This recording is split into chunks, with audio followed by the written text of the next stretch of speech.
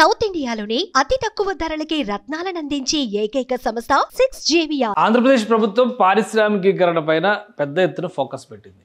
పెద్ద పెద్ద నగరాలు, పారిశ్రామిక అవసరాలు, ఎస్సీజెడ్లు వీటన్నిటి దృష్టిలో పెట్టుకొని చేస్తున్నటువంటి కార్యాచరణకు తోడు వెనుకబడినటువంటి ప్రాంతాల్లో ఎంఎస్ఎంఈ పార్కులను పెద్ద ఎత్తున ప్రోత్సహించాలని నిర్ణయించింది. అందులో భాగంగా 10 చోట్ల ఎంఎస్ఎంఈ పార్కులు పెట్టడానికి కావాల్సినటువంటి ల్యాండ్ ఐడెంటిఫికేషన్ ప్రాసెస్ని కంప్లీట్ చేసింది. సో దీని ద్వారా అతి త్వరలోనే ఆయా ప్రాంతాల్లో ఈ ఇండస్ట్రియల్ పార్కులు ఏర్పాటు చేసేందుకు ప్రభుత్వం అడుగులు వేయబోతోంది. ఇప్పటికే అధికార యంత్రాంగాన్ని దీనికి సంబంధించినటువంటి ఆదేశాలను జారీ చేస్తుంది. ఈ 10 పార్కులు ఎక్కడ రాబోతున్నాయి, ఏ ప్రాంతాల్లో దీనివల్ల ఉద్యోగ ఉపాధి అవకాశాలు కలిగేటువంటి అవకాశం ఉంది, ఒకసారి విశ్లేషించేటువంటి ప్రయత్నం చేద్దాం. ఇది ఆంధ్రప్రదేశ్ ప్రభుత్వం తీసుకున్నటువంటి నిర్ణయాల ప్రకారం 10 చోట్ల ఈ పార్కుల ప్రకటనకు సంబంధించినటువంటి ఆర్డర్స్ని ఇప్పటికే రిలీజ్ చేసింది. మొత్తం అనకాపల్లి జిల్లా అన్నీ కూడా వెనుకబడిన జిల్లాలపైన ఎక్కువ ఫోకస్ పెట్టింది.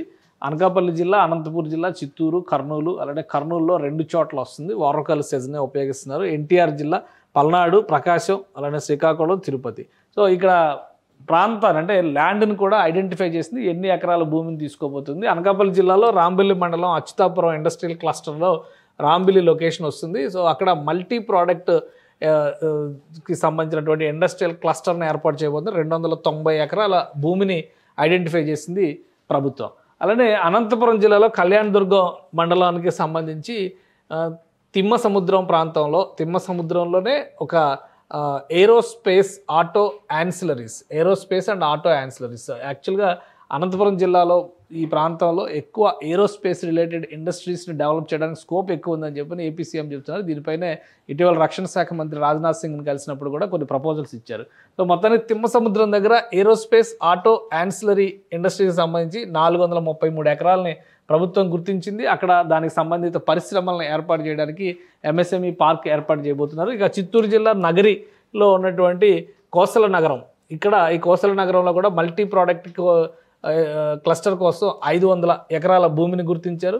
కర్నూలు జిల్లా ఓరకల్లు మండలంలో వచ్చేటువంటి గుత్తపాడు ఈ ప్రాంతంలో మీదివేముల దగ్గర ఈవీ మొబిలిటీ, ఈ ప్రాంతంలో already EV manufacturing city, EV city కింద ఇండియాస్ ఫస్ట్ ఈవీ సిటీ అనేటువంటి మాట కూడా చెప్పారు. అదే తరహాలో ఇప్పుడు మీదివేముల దగ్గర ఈవీ మొబిలిటీ, దానికి సంబంధించి 300 ఎకరాల భూముల్ని కేటాయించారు. ఇక్కడ భారీ పరిశ్రమల కంటే కూడా భారీ పరిశ్రమలకి అనుబంధంగా వచ్చేటువంటి చిన్న తరహా పరిశ్రమలు అంటే యాన్సిలరీ యూనిట్స్ అంటారు, విడిభాగాలు తయారు చేసేటువంటి సంస్థలకు ఇక్కడ ప్రాధాన్యం ఇస్తారు. అందుకోసం ఈ ప్రదేశాలని గుర్తించింది రాష్ట్ర ప్రభుత్వం. ఇక ఓరకల్లోనే కొమరోల్లో కూడా డ్రోన్ రిలేటెడ్ ఇండస్ట్రీస్కి సంబంధించిన ఇన్ఫ్రాస్ట్రక్చర్ని డెవలప్ చేసేందుకు ఒక 300 ఎకరాలని ప్రభుత్వం గుర్తించింది.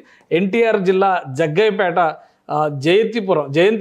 జయంతిపురం ప్రాంతంలో డిఫెన్స్ రిలేటెడ్ క్లస్టర్స్ డెవలప్ చేయడానికి 498 ఎకరాల భూముల్ని రాష్ట్ర ప్రభుత్వం గుర్తించింది. అంటే డిఫెన్స్ రిలేటెడ్గా చూసినప్పుడు దక్షిణాది రాష్ట్రాలపైన ఇప్పుడు కేంద్ర ప్రభుత్వం కూడా ఎక్కువ ఫోకస్ పెడుతుంది. మొన్న ఆపరేషన్ సింధూర్ పాకిస్తాన్తో ఉద్రిక్తతలు జరిగిన తర్వాత ఉత్తరాది రాష్ట్రాలు చాలా సెన్సిటివ్ ప్లేసెస్ అని చెప్పిన కేంద్ర ప్రభుత్వం కూడా గమనించింది. ఈ క్రమంలోనే దక్షిణాది రాష్ట్రాల్లో రక్షణ రంగ పరిశ్రమలో, రక్షణ రంగ స్థావరాలకు సంబంధించినటువంటి డెవలప్మెంట్ పైన కేంద్రం ఎక్కువ ఫోకస్ చేస్తుంది.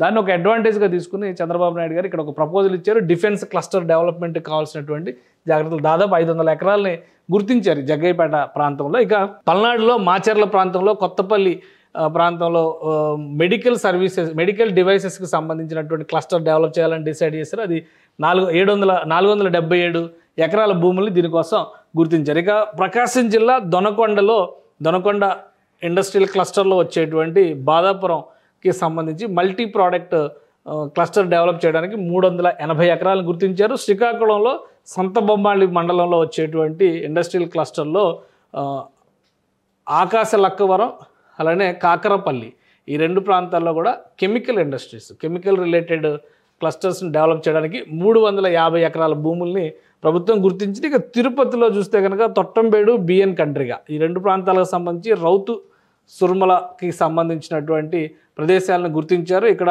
గౌడమాల, బిఎస్పురం, అలత్తూరు, కొత్తపాలెం, ఈ 4 ప్రదేశాలని మల్టీ ప్రోడక్ట్ జోన్స్ కింద డిసైడ్ చేశారు. అక్కడ 480 ఎకరాల భూముల్ని గుర్తించింది ప్రభుత్వం. మొత్తం ఇవన్నీ కూడా యాన్సిలరీ యూనిట్స్ డెవలప్మెంట్కి సంబంధించి రాష్ట్ర ప్రభుత్వం, కేంద్ర ప్రభుత్వం పెట్టేటువంటి భారీ పరిశ్రమలు, పెద్ద పరిశ్రమలు, మధ్య తరహా పరిశ్రమలకు సంబంధించినటువంటి విడిభాగాలు తయారు చేసేటువంటి క్లస్టర్స్ కింద వీటిని డెవలప్ చేస్తారు.